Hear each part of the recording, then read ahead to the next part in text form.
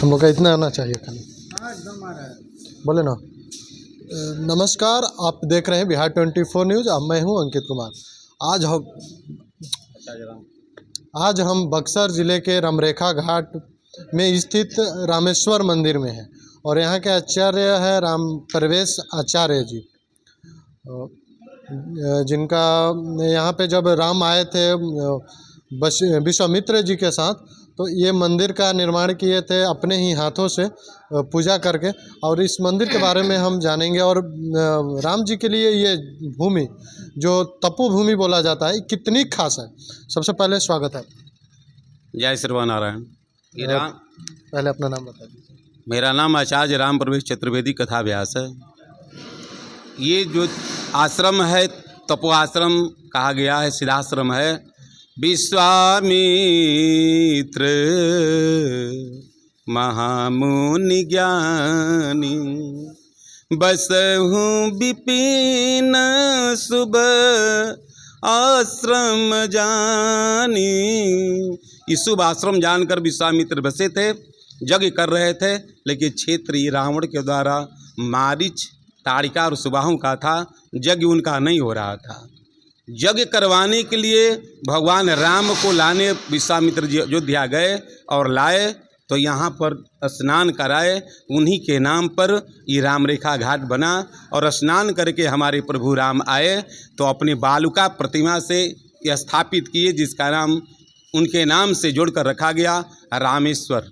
इस जो मंदिर में हम बोल रहे हैं, इनका नाम रामेश्वर है। ये राम के निर्मित हाथों से बना है। इनकी तपोभूमि है, यहीं पर चलता है। और भगवान की ऐसी कृपा होती है कि जहाँ उनका चरण चला जाए तो उस क्षेत्र, उस सिद्धाश्रम तो पहले था ही और बन गया, उसमें खूबी आ गई, प्रफुल्लता हो गई। और भगवान के कृपा से ही आश्रम भागवत में, प्रमाणों में, शास्त्रों में इसका वर्णित है कि भगवान राम विश्वामित्र के साथ में आए हैं। अहिल्या उद्धार हुआ, ताड़िका वध हुआ और विश्वामित्र मुनि को यज्ञ कराकर स्नान करते हुए घाट को स्थापित किए और अपने हाथ से रामेश्वर भगवान की प्रतिमा को स्थापित किए। अच्छा, 22 जनवरी को 2024 में, अब कल या परसों राम जी का प्राण प्रतिष्ठा हो रहा है। तो बक्सर के लोग राम प्राण प्रतिष्ठा को लेकर किस तरह से उत्साह है? हमारे नज़रों में, और आप भी आए तो देख लेंगे, बक्सर राममय बन गया है। जिस तरह सृष्टि पूरी विष्णुमय है, तो आज राममय बक्सर का पूरा संसार हम कहते हैं हुआ है। बक्सर की बात क्या है, बक्सर तो है ही है, राममय है। दीपावली जलाने वाली है। 22 तारीख को सबके घर में दीप जलेंगी और कीर्तन, अखंड, कथा, व्रत आदि सब राममय, सब लोग जा रहे हैं। खुशी का कोई तौर ठिकाना नहीं है। भगवान की बहुत असीम कृपा है कि बहुत खुशी है कि भगवान की प्रतिष्ठा बहुत वर्षों बाद हो रही है अयोध्या में।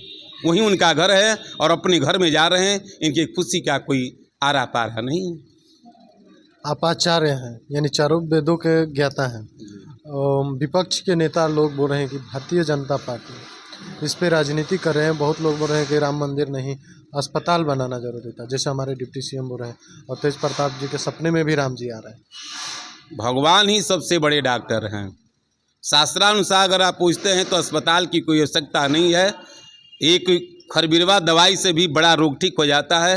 तो हमारे समझ ले या पूरी जनता के समझ में, शास्त्रों के द्वारा भी भगवान राम ही सबसे बड़े डॉक्टर में आते हैं और उनकी स्थापना जरूरी है। उनकी कृपा होगी तो जापी कृपा राम के होई, तापर कृपा करे सब कोई, निश्चित है। इसलिए राम का स्थापना जरूरी है।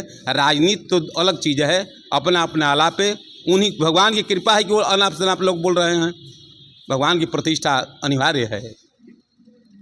अच्छा, एक क्वेश्चन और आपसे रहेगा। जैसे हनुमान की ननिहाल अहिरौली में है, तो अहिरौली के भूमि को आप किस तरह से देखते हैं? अहिरौली की भूमि गौतम ऋषि की भूमि रही है। विश्वामित्र जब लाए यज्ञ कराने के लिए, तो वहाँ पर जब जनकपुर का निमंत्रण हुआ तो अहिरौली स्थान से लेकर गए और भगवान के चरण पादुका से अहिल्या उद्धार हुआ, अहिल्या की सदगति हुई। भगवान की कृपा से ही वो अहिरौली बनी है, उसका नाम है, और अहिल्या उद्धार हुआ है, अपने धाम को गई है। एक क्वेश्चन और है, जैसे रामेश्वर मंदिर का कुछ खास बातें बताइए हमारे दर्शकों को, जो यहाँ पर आए तो जरूर रामेश्वर मंदिर का दर्शक करें। रामेश्वर मंदिर की एक खास यहाँ पर भूमिका रही है कि जो जिस कामना से आता है, भगवान के बनाए हुए ये प्रतिमा है, जो कामना रहती है वहाँ पर करने पर सब परिपूर्ण हो जाता है, कोई कमी नहीं रहती है। उनकी कृपा हमेशा निरंतर बरसती है। कोई यहाँ पर रोक टोक नहीं है, कोई टिकट नहीं है, कोई खर्चा नहीं है। स्नान करिए, गंगा के तीर पर बसे हैं, और जो मन की कामना एक लोटा जल चढ़ा देता है और भाग देता है दीपक जलाकर, हमको अमुक कार्य होना है, तो इनकी ऐसी कृपा है जिसका स्थापना भगवान राम के द्वारा हुआ है। उसमें शक्ति की कमी आएगी, एकदम प्रफुल्लित है। सब लोग यहाँ पर जय जयकार बोलता है। धन्यवाद सर।